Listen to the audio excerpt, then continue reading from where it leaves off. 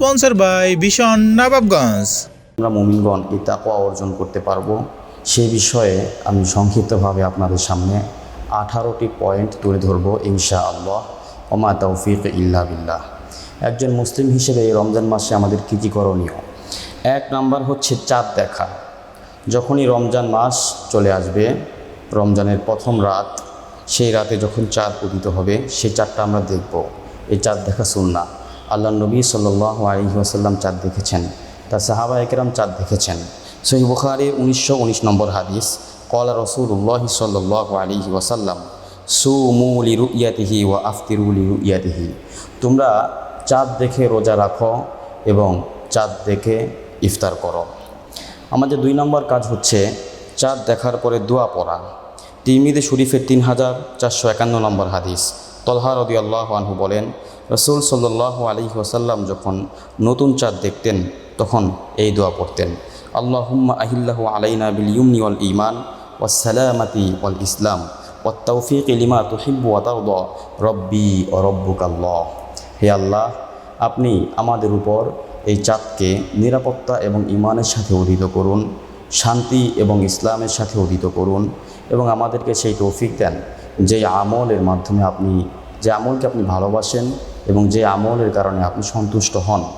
এবং চাঁদকে উদ্দেশ্য করে আল্লাহর হাবিব সাল্লাল্লাহু আলাইহি ওয়াসাল্লাম বলতেন, আমার রব এবং তোমার রব হচ্ছেন আল্লাহ।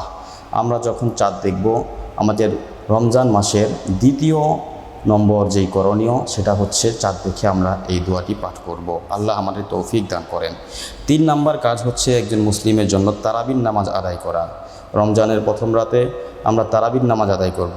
সহিহ বুখারীর 2009 নম্বর হাদিস, আল্লাহর পয়গম্বর বলেন, মান কামা রমাদানা ঈমানান ওয়া ইহতিসাবান গুফিরা লাহু মা তাকদ্দামা মিন যামবি। যেই ব্যক্তি রমজান মাসে তারাবির নামাজ আদায় করবে, আল্লাহ সুবহানাহু ওয়া তাআলা তার জীবনের পূর্বের সমস্ত গুনাহকে মাফ করে দিবেন। সুবহানাল্লাহি ওয়া বিহামদিহি। 4 নাম্বার হচ্ছে আমরা রমজান মাসে বেশি বেশি কোরআন তেলাওয়াত করব। সূরা বাকারার 185 নম্বর আয়াত, আল্লাহর পয়গম্বর বলেন, শাহরু রমাদান আল্লাযী উনজিলা ফীহিল কুরআন। রমজান মাসে আল্লাহ তাআলা কুরআনকে নাজিল করেছেন। অতএব এটা যেহেতু কোরআন নাজিলের মাস, এই মাসে আমরা বেশি থেকে বেশি কোরআন তেলাওয়াত করব। সহিহ বুখারীর 1902 নম্বর হাদিস, কানা জিবরিল আলাইহিস সালাম ইয়ালকাহু কুল্লা লাইলাতিন মিন রমাদানা ইয়ারিদু আলাইহি নবিয়্যু সাল্লাল্লাহু আলাইহি ওয়াসাল্লাম আল কুরআন। রমজান মাসে জিবরিল আলাইহিস সালাম প্রত্যেক রাতে আল্লাহ নবী সাল্লাল্লাহু আলাইহি ওয়াসাল্লামের সঙ্গে সাক্ষাৎ করতেন এবং আল্লাহ নবী সাল্লাল্লাহু আলাইহি ওয়াসাল্লাম তখন জিবরিল আমিনকে কোরআন শোনাতেন। এর দ্বারা বোঝা যায় যে রমজান মাসে কোরআন তেলাওয়াতের গুরুত্ব কত বেশি। তাই আমরা রমজান মাসে বেশি বেশি কোরআন তেলাওয়াত করার চেষ্টা করব। সূরা আনকাবুতের 145 নম্বর আয়াত, আল্লাহ তাআলা বলেন, উতলু মা উহিয়া ইলাইকা মিনাল কিতাব। আল্লাহ রাব্বুল আলামিন তার নবী মুহাম্মদুর রাসূলুল্লাহ সাল্লাল্লাহু আলাইহি ওয়াসাল্লামকে উদ্দেশ্য করে বলেন, হে নবী, আপনার উপর ওহীরূপে যেই কোরআনকে নাজিল করা হয়েছে সেই কোরআন আপনি তেলাওয়াত করুন। অতএব এর দ্বারা বোঝা যায় কোরআন তেলাওয়াতের কত বেশি গুরুত্ব। তাই আমরা রমজান মাসে কোরআন বেশি বেশি তেলাওয়াত করার চেষ্টা করব। একজন মুসলিম হিসেবে রমজান মাসে আমাদের 5 নম্বর যে করণীয় সেটা হচ্ছে তাহাজ্জুদে নামাজ আদায় করা। আমরা যেহেতু সেহরির সময় উঠব, ওই সময় তাহাজ্জুদে নামাজের সময় থাকে, এই জন্য আমরা তাহাজ্জুদের নামাজটা পড়ব। তাহাজ্জুদের নামাজের গুরুত্ব কত বেশি, সূরা বনি ইসরাঈলের 79 নম্বর আয়াতের মধ্যে আল্লাহ তাআলা বলেন, ওয়ামিনাল লাইলি ফাতাহাজ্জাদ বিহি নাফিলাতান লাক আসা আন ইয়াবআসাকা রাব্বুকা মাকামাম মাহমুদা। আল্লাহ তাআলা তার নবীকে উদ্দেশ্য করে বলেন, হে নবী, আপনি রাতের কিছু অংশ তাহাজ্জুদে নামাজ আদায় করেন। এই নামাজের মাধ্যমে আপনি মাকামে মাহমুদের মধ্যে পৌঁছাতে পারবেন। সুতরাং বোঝা যায় তাহাজ্জুদের নামাজের গুরুত্ব অনেক বেশি।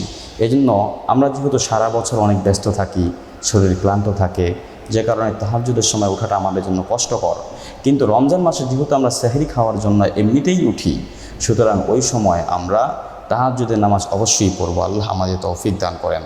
তিরমিজি শরীফের 2616 নম্বর হাদিসের বর্ণনা, আল্লাহর পয়গম্বর বলেন, কল্যাণের অনেকগুলো দরজা আছে, তার মধ্যে 3টি দরজা হলো এই। আল্লাহর পয়গম্বর বলেন, আস-সাওমু জুন্নাহ। রোজা হচ্ছে একটি কল্যাণের দরজা। রোজা এমন এক ঢাল, যেই ঢাল মানুষকে জাহান্নাম থেকে বাঁচাবে। সুবহানাল্লাহি ওয়া বিহামদিহি। 2 নম্বর কল্যাণের দরজা হচ্ছে ওয়াস-সাদাকাতু তুতফিউল খতিআহ কামা ইউতফিউল মাউন নার। সদকা গুনাহকে এমনভাবে মিটিয়ে দেয় যেমনভাবে পানি আগুনকে নিভিয়ে দেয়। এজন্য আমরা সৎকা বেশি বেশি করব। আর 3 নাম্বার অসলাতুর রজলি মিন জাউফিল লাইল, তাহাজ্জুদের নামাজ। তাহাজ্জুদের নামাজ এটি হচ্ছে কল্যাণের একটি দরজা। কোনো ব্যক্তি যদি চায় যে সেই সবসময় কল্যাণে পরিপূর্ণ থাকবে, তাহলে অবশ্যই সে যেন তাহাজ্জুদের নামাজ আদায় করে। আল্লাহ আমাদের তৌফিক দান করেন।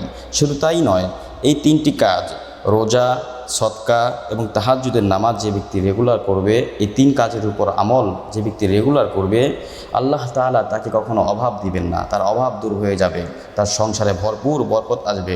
মুষলধারে যেভাবে বৃষ্টি নাজিল হয়, সেইভাবে তার সংসারের মধ্যে বরকত আসবে। আল্লাহ আমাদের এই 3 কাজ করার তৌফিক দান করেন। 6 নাম্বার, রমজান মাসে আমরা মুসলিমদের জন্য করণীয় হচ্ছে সাহরি খাওয়া। সাহরি খাওয়া এটি একটি গুরুত্বপূর্ণ ইবাদত, এটি একটি সুন্নত আমল। এই আমল অনেক বরকতপূর্ণ, এই জন্য এই আমলটা আমরা কেউ ছাড়বো না। সকলেই আমরা সাহরি খাবো। সহিহ বুখারীর 1921 নম্বর হাদিস, যায়েদ ইবনে সাবিত রাদিয়াল্লাহু আনহুর বর্ণনা, তিনি বলেন, তাসাহহারনা মা রাসূলিল্লাহি সাল্লাল্লাহু আলাইহি ওয়াসাল্লাম, আমরা রমজান মাসে আল্লাহ নবী সাল্লাল্লাহু আলাইহি ওয়াসাল্লামের সঙ্গে সাহরি খেয়েছি।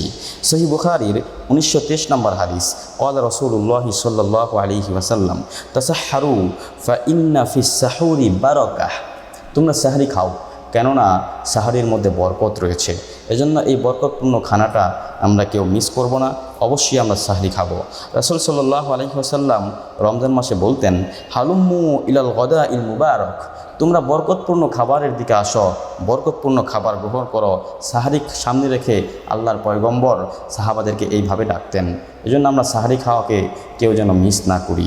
ইন্নাল্লাহা ওয়া মালাইকাতাহু ইউসাল্লুনা আলাল মুতাসাহহিরিন, আল্লাহ তাআলা সেহরি খানেওয়ালাদের উপর রহমত বর্ষণ করেন এবং ফেরেশতারা সেহরি খানেওয়ালাদের জন্য আল্লাহর কাছে রহমতের দোয়া করেন, মাগফিরাতের দোয়া করেন। হে আল্লাহ, আপনি আপনার এই সেহরি খানেওয়ালা বান্দাকে মাফ করে দেন। এই ব্যক্তি সেহরি খাচ্ছে, তাহাজ্জুদে নামাজ আদায় করেছে, আপনি তাকে মাফ করে দেন। এজন্য আমরা সকলেই গুরুত্বের সাথে সাহরি খাবো। সাহরির সময় আমরা খেজুর খাবো, কারণ খেজুর এটি একটি বরকতপূর্ণ খাবার। মুসলিমদের জন্য অত্যন্ত গুরুত্বপূর্ণ একটি খাবার হচ্ছে খেজুর। ক্বালা রাসূলুল্লাহি সাল্লাল্লাহু আলাইহি ওয়াসাল্লাম, নি'মা সাহুরুল মুমিনিত তামর, মুমিনের জন্য খেজুর কতই না উত্তম সাহরি। এজন্য সাহরির সময় আমরা অবশ্যই খেজুর খাবো। সাহরি এটা একটু বিলম্ব করে করার চেষ্টা করব, এটাই সুন্নাহ। সাহরি আমরা একটু শেষ সময়ে খাবো, যাতে করে আমাদের জন্য রোজা রাখাটা একটু তুলনামূলক সহজ হয়, কষ্ট কম হয়। সাহরিকে আমরা একটু বিলম্বিত করব।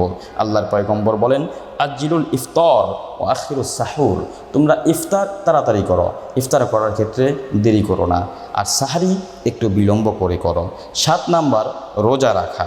সহিহ বুখারীর 1901 নম্বর হাদিস, ক্বালা রাসূলুল্লাহি সাল্লাল্লাহু আলাইহি ওয়াসাল্লাম, মান সামা রমাদানা ঈমানান ওয়া ইহতিসাবান গুফিরা লাহু মা তাকদ্দামা মিন যামবি, যে ব্যক্তি রমজান মাসে ঈমানের সাথে সওয়াবের আশায় রোজা রাখে, আল্লাহ তাআলা তার জীবনের পূর্বের সমস্ত গুনাহগুলোকে মাফ করে দেন। সূরা বাকারার 183 নম্বর আয়াত, যে আয়াতটি আমি শুরুতেই পড়েছি, ইয়া আইয়ুহাল্লাযীনা আমানু কুতিবা আলাইকুমুস সিয়াম কামা কুতিবা আলাল্লাযীনা মিন ক্বাবলিকুম লাআল্লাকুম তাত্তাকুন, হে ঈমানদারগণ, তোমাদের জন্য রোজাকে ফরজ করা হয়েছে যেমনিভাবে তোমাদের পূর্ববর্তীদের উপর রোজাকে ফরজ করা হয়েছে, যাতে করে তোমরা তাকওয়া অর্জন করতে পারো।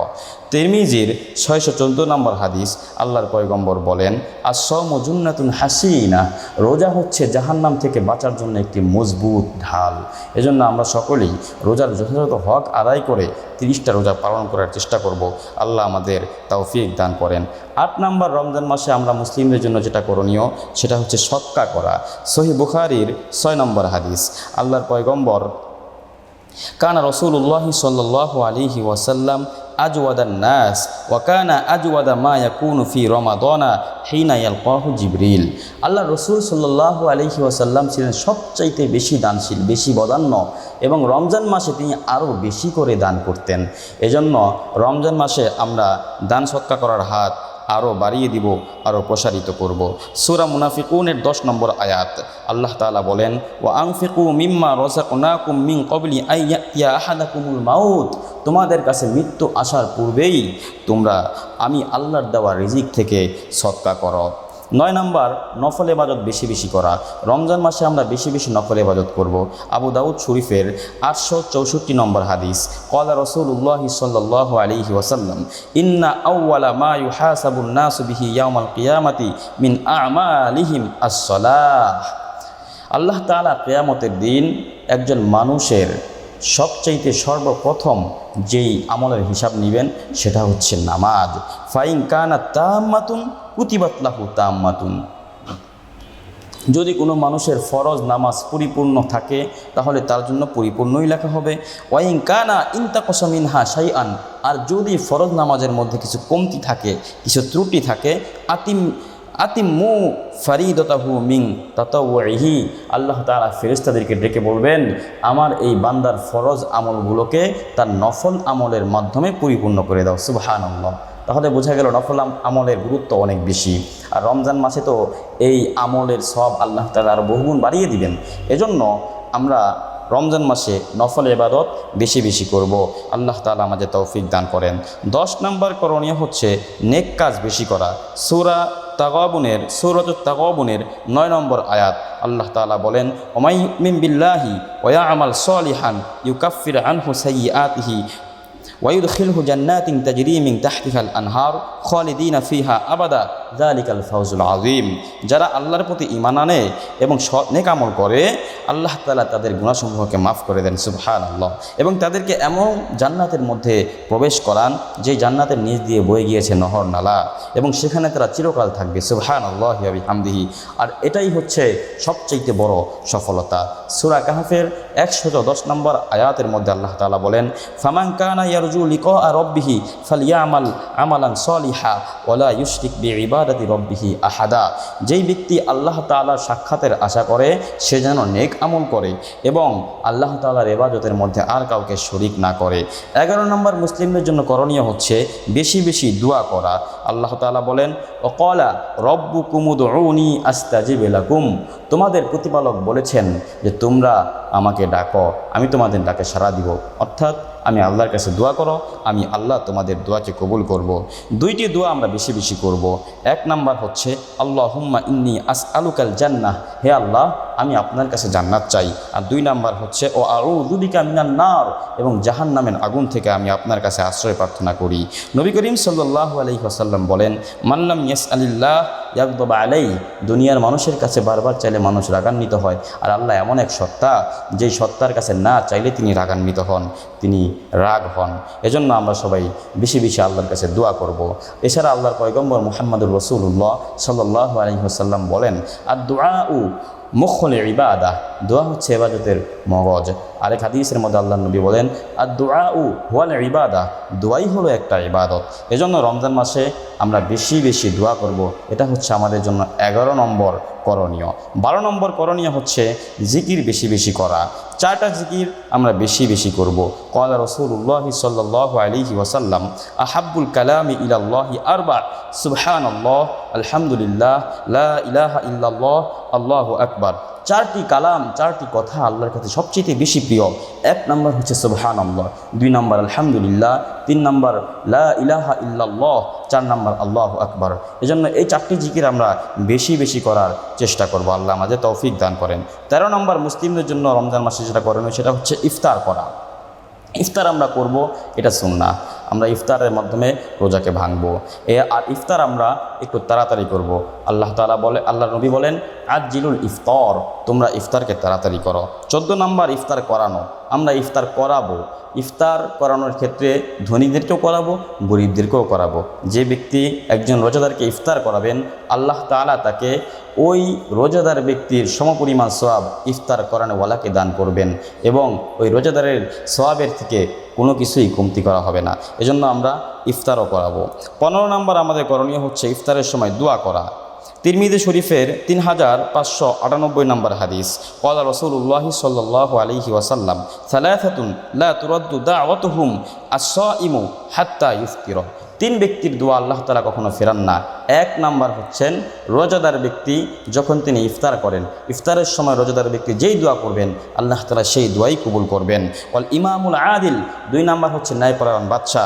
ওয়া দাওয়াতুল মাজলুম, মাজলুমের দোয়াকে আল্লাহ তাআলা কখনো ফেরান না। 16 নম্বর আমাদের জন্য করণীয় হচ্ছে এতেকাফ করা। সহিহ বুখারীর 2033 নম্বর হাদিস, আয়েশা সিদ্দিকা রাদিয়াল্লাহু আনহা বলেন, কানা রাসূলুল্লাহ সাল্লাল্লাহু আলাইহি ওয়াসাল্লাম ইয়াতাকিফু ফিল আশরিল আওয়াখিরি মিন রমাদান। রমজানের শেষ 10 দিন আল্লাহ নবী সাল্লাল্লাহু আলাইহি ওয়াসাল্লাম এতেকাফ করতেন। অতএব আমরা রমজানে আমাদের জন্য আরেকটি করণীয় হচ্ছে আমরা এতেকাফ করব। 17 নম্বর আমাদের জন্য করণীয় হচ্ছে লাইলাতুল কদর তালাশ করা। সহিহ বুখারীর বর্ণনা, আল্লাহর পয়গম্বর বলেন, মাইয়াকুম লাইলাতুল কদরি ঈমানান ওয়া ইহতিসাবান গুফিরা লাহু মা তাকদ্দামা মিন যামবি। যে ব্যক্তি ঈমানের সাথে সওয়াবের আশায় লাইলাতুল কদরকে তালাশ করে লাইলাতুল কদরের রাতে ইবাদতের মধ্যে রাত্রি জাগরণ করে, আল্লাহ তাআলা তার জীবনের সমস্ত গুনাহগুলোকে মাফ করে দেন। এজন্য আমরা লাইলাতুল কদরকে তালাশ করব। লাইলাতুল কদর আমরা রমজানের শেষ 10 দিন বেজুর রাতগুলোতে তালাশ করব। শুধুমাত্র 27 তারিখ 27শে রোজা এটাকেই কেবলমাত্র ঘটা করে পালন করা এটা উচিত নয়। রমজানের শেষ 10 দিনের প্রত্যেক বেজুর রাত্রি 21, 23, 25, 27, 29 এই রাতগুলোতে আমরা শবে কদর তালাশ করব। সহিহ বুখারীর এক বর্ণনায় আছে, আব্দুল্লাহ ইবনে আব্বাস রাদিয়াল্লাহু আনহু বলেন যে 24তম রাত্রিতেও লাইলাতুল কদরের কথা সহিহ বুখারীতে আসছে। আব্দুল্লাহ ইবনে আব্বাস রাদিয়াল্লাহু আনহু বর্ণনা। এজন্য আমরা 24তম রাত্রিতেও লাইলাতুল কদরকে তালাশ করব। সূরা কদরের 3 নম্বর আয়াত, আল্লাহ তাআলা বলেন, লাইলাতুল কদরি খায়রুম মিন আলফি শাহর। লাইলাতুল কদর এটি 1000 মাসের চাইতেও উত্তম। এজন্য আমরা লাইলাতুল কদরকে গুরুত্বের সাথে তালাশ করব। আল্লাহ তাআলা আমাদের তৌফিক দান করেন। 18 নম্বর সর্বশেষ আমাদের মুসলিমদের জন্য এই রমজানকে কেন্দ্র করে আমাদের জন্য যেটা করণীয় সেটা হচ্ছে সদকাতুল ফিতির আদায় করা। আমরা সকলেই সদকাতুল ফিতির আদায় করব, যাতে করে গরিব মানুষ যারা আছেন, অসহায় মানুষ যারা আছেন, তারাও যেন আমাদের সাথে ঈদের আনন্দটা সমানভাবে ভাগাভাগি করে নিতে পারেন। আল্লাহ সুবহানাহু ওয়া তাআলা আমাদেরকে এই 18টি আমল অত্যন্ত গুরুত্বের সাথে এই আসন্ন রমজানে আমল করার তৌফিক দান করেন। আমিন। ওয়া আখিরু দাওয়ানা আনিল হামদুলিল্লাহি রাব্বিল আলামিন।